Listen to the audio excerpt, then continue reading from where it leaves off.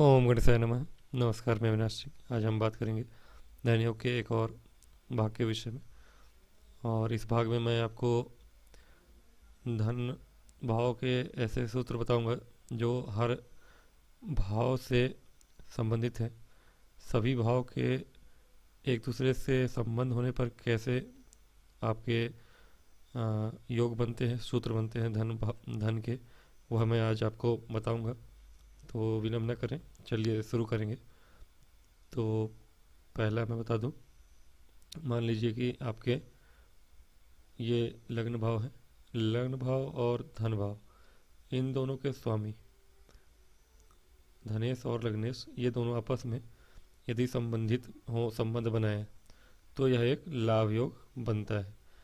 यदि इसी तरह धन भाव और लग्न भाव दोनों और तृतीय भाव, इन तीनों का संबंध बन जाए किसी तरह से कुंडली में, आप चेक कर लीजिए और आपकी कुंडली में बनता हो, तो यह एक गवर्नमेंट जॉब देने का कार्य करता है। आपको अगर गवर्नमेंट जॉब देखनी है आपको, तो लग्न, धनेश और त्रिकोणेश, तृतीयेश, इन तीनों का संबंध किसी तरह बनता हो, तो देखिएगा यह एक सरकारी उच्च पद को प्राप्त करने का योग बनाता है। इसी तरह अगर बात करें, अगर थर्ड हाउस और फोर्थ हाउस, तीसरे और चौथे घर का मालिक है ना, भावेश जो है, आपस में अगर संबंध करें, तो ऐसा जातक जो होता है वह भी गवर्नमेंट जॉब में उच्च पद तक जाता है, सेना, आर्मी वगैरह में उच्च पद तक जाता है। इसी तरह अगर बात करें चौथे और पाँचवें भावेशों की, चौथे घर और पाँचवें घर के स्वामी अगर संबंध बनाते हो आपस में, तो यह भी एक उच्च पद को प्राप्त कराता है, आपको गवर्नमेंट जॉब दिलाता है।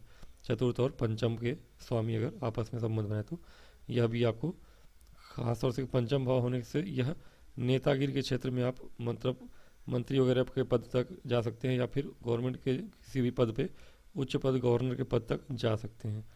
इसी तरह अगर मान लीजिए पंचम भाव और छठा भाव, इन दोनों भाव के स्वामी आपस में संबंध बनाए, तो पंचम और छठे भाव के स्वामी आपस में संबंध बनाए, तो यह चूँकि षष्ठ भाव को अच्छा नहीं माना गया, तो इसे तो अच्छा नहीं माना गया है। पंचम और छठे का स्वामी अगर आपस में संबंध बना ले, तो इसे एक कुयोग की तरह देखना चाहिए आपको।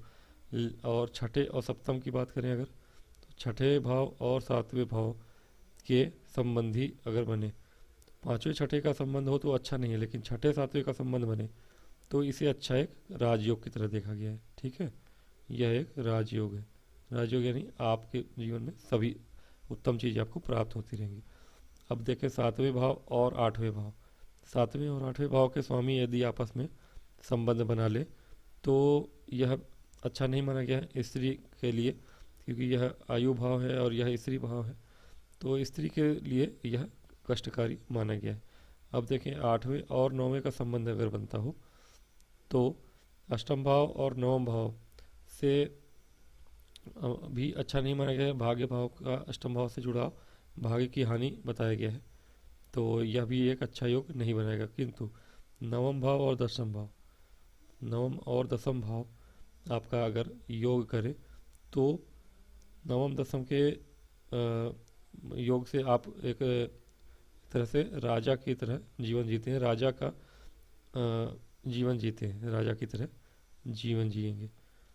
और इसके अतिरिक्त देखें तो 10वें और 11वें के संबंध के विषय में अगर चर्चा करें, तो 11वें भाव और 10वें और 11वें की, तो 10वें और 11वें में तो कर्म भाव और लाभ भाव का ये बहुत अच्छा योग बनाता है। इसमें व्यक्ति को बहुत धनवानी और भूमिपति बनाता है, यानी कि भूमि और हर तरह के लाभ आपको प्राप्त होते हैं, आप बहुत बड़े आदमी बनते हैं।